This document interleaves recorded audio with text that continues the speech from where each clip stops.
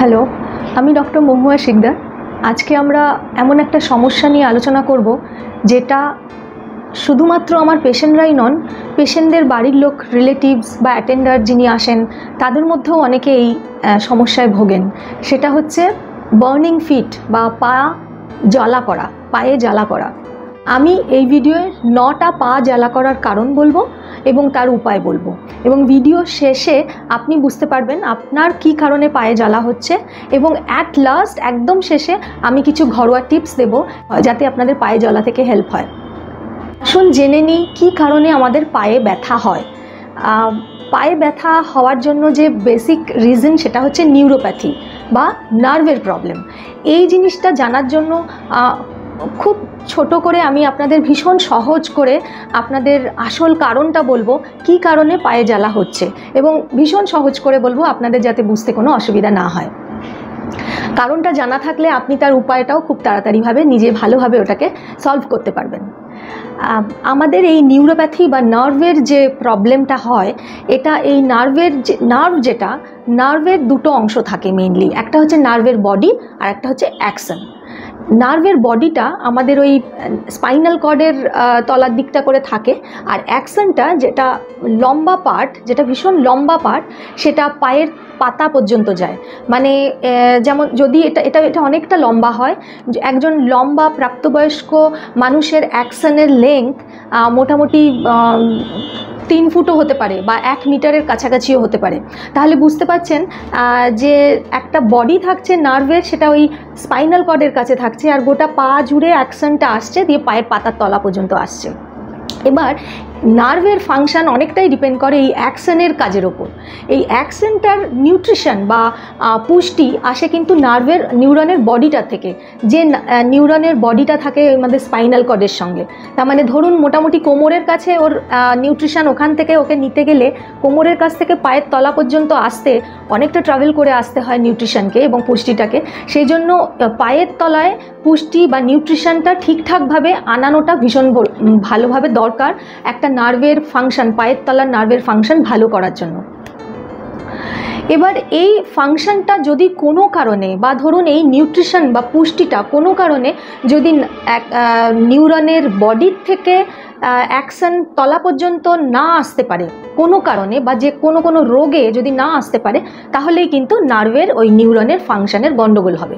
এবং গন্ডগোল হলে তখন অ্যাবনর্মাল সেন্সেশন, যেমন বার্নিং ফিট হয়, কারো টিগলিং সেন্সেশন হয়, কারো ছুঁচ ফোটার মতন কষ্ট হয়, বিভিন্ন রকমের অ্যাবনর্মাল সেন্সেশন হতে পারে।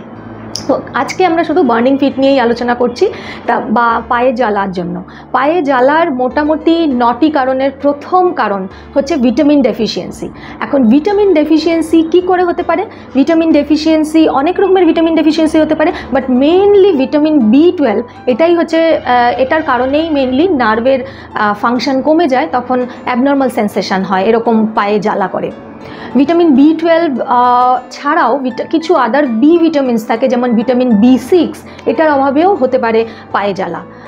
নাম্বার 2 পয়েন্ট হচ্ছে ডায়াবেটিস, যেটা ভীষণ কমন আজকালকার দিনে। আমরা অনেকেই জানি না আমাদের ডায়াবেটিস আছে কি না। অনেক সময় পেশেন্ট শুধুমাত্র বার্নিং ফিট বা পায়ে জ্বালা নিয়েই আসে, দিয়ে এসে ধরা পড়ে যে তার ডায়াবেটিস হয়েছে। আমরা অনেকেই জানি না, ঠিক টাইমে আমরা বুঝতে পারি না ডায়াবেটিসটা ঠিক কখন এসছে। তো ডায়াবেটিস একটা বড় কারণ পা জ্বলার জন্য। যদি আপনার ডায়াবেটিস থাকে বা না থাকে কিন্তু পায়ে জ্বালা করছে, তাহলে ডেফিনেটলি আপনি ডায়াবেটিসের ব্লাড সুগার টেস্ট করুন, এবং আপনার যদি সেখানে কোনো অসুবিধা থাকে আপনি আপনার ডাক্তারের সঙ্গে যোগাযোগ করুন। নাম্বার 3 পয়েন্ট হচ্ছে অ্যালকোহল, মানে মদ্যপান। প্রচুর পরিমাণে মদ্যপান করলে বা প্রচুর পরিমাণে অ্যালকোহল নিলেও আমাদের বার্নিং ফিট হতে পারে। অ্যালকোহল তো শুধু নার্ভের ফাংশনকেই খারাপ করে না, কিন্তু ভিটামিন কিছু ডেফিসিয়েন্সি করে, যে ভিটামিনগুলো নার্ভকে তৈরি করতে সাহায্য করে, যেমন ভিটামিন B12। সো অ্যালকোহল যদি আপনি প্রচুর পরিমাণে খান বা মদ্যপান যদি করেন, আপনি প্লিজ অ্যালকোহল নেওয়া থেকে বিরত থাকবেন বা দূরে থাকবেন। নাম্বার 4 পয়েন্ট হচ্ছে kidney disease, chronic kidney disease. কিডনির কি ফাংশন? কিডনির ফাংশন হচ্ছে আমাদের শরীরের যত ওয়েস্ট পদার্থ সেগুলোকে শরীর থেকে বার করে দেওয়া আর ব্লাডটাকে ক্লিন রাখা, পরিষ্কার রাখা। কোনো কারণে যদি কিডনি এই কাজ করতে না পারে, মানে ধরুন কিডনি ডিজিজ, ক্রনিক কিডনি ডিজিজে এই ওয়েস্ট পদার্থ যদি বাইরে শরীর থেকে বাইরে বের করতে না পারে, তাহলে সেই বাজে জিনিসগুলো ব্লাডের মধ্যে জমবে এবং সেটার থেকে নার্ভের নিউট্রিশন ভালো হবে না, সে কারণেও পায়ে জ্বালা হতে পারে। নাম্বার 5 পয়েন্ট হচ্ছে হাইপোথাইরয়েডিজম বা লো থাইরয়েড। যাদের থাইরয়েড ফাংশন কম হয়, যাদের থাইরয়েড গ্ল্যান্ড ভালো কাজ করতে পারে না, সেক্ষেত্রেও নার্ভের সমস্যা থেকে বার্নিং ফিট বা পা জ্বালা হতে পারে। নাম্বার 6 পয়েন্ট হচ্ছে HIV বা এইডস পেশেন্ট। HIV যদি কারোর থাকে বা যে সমস্ত পেশেন্টদের এইডস আছে তাদের কিন্তু পায়ে জ্বালা বা বার্নিং ফিট হতে পারে। নাম্বার 7 কারণ হচ্ছে কেমোথেরাপিতে যে সমস্ত ড্রাগস আমরা ইউজ করি, যেমন ক্যান্সার পেশেন্টরা যে সমস্ত ওষুধ নেন তার সাইড এফেক্টও বার্নিং ফিট হতে পারে। অথবা টিবি পেশেন্টস, যারা টিউবারকিউলোসিস হয়েছে, যে সমস্ত পেশেন্টদের টিবি হয়েছে, তারা যে ওষুধগুলো খান কিছু কিছু সেই ওষুধ থেকেও পায়ের জ্বালা হতে পারে। 8 নম্বর পয়েন্ট হচ্ছে কিছু স্কিন ইনফেকশন পায়ের মধ্যে যদি হয়, যেমন ধরুন ফাঙ্গাল ইনফেকশন হতে পারে।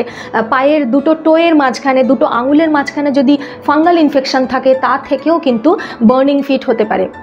আর একদম শেষ কারণ নাম্বার 9 পয়েন্ট হচ্ছে অ্যাংজাইটি।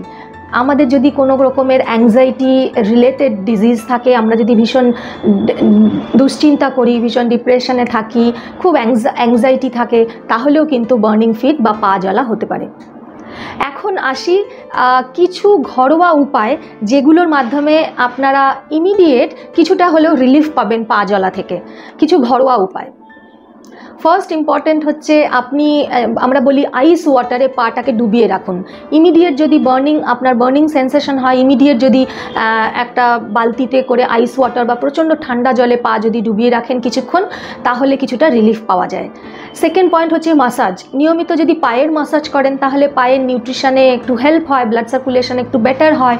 ইন দ্যাট ওয়ে কিছুটা রিলিফ টু সাম এক্সটেন্ট পাওয়া যেতে পারে বার্নিং ফিট থেকে।